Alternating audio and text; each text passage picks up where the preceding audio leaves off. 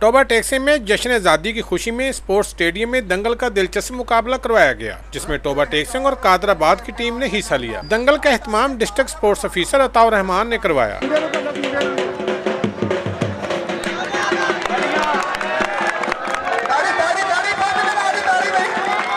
पहलवानों ने अखाड़े में एक दूसरे को चित करने के लिए एडी चोटी का जोर लगाकर अपनी ताकत का लोहा मनवाया।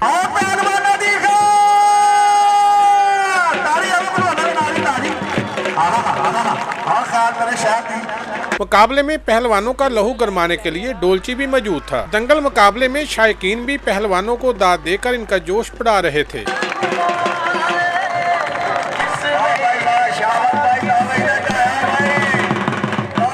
दंगल में टोबा टेक्सिंग की टीम ने अपने हरीफ टीम को पिछाड़कर मुकाबला अपने नाम किया।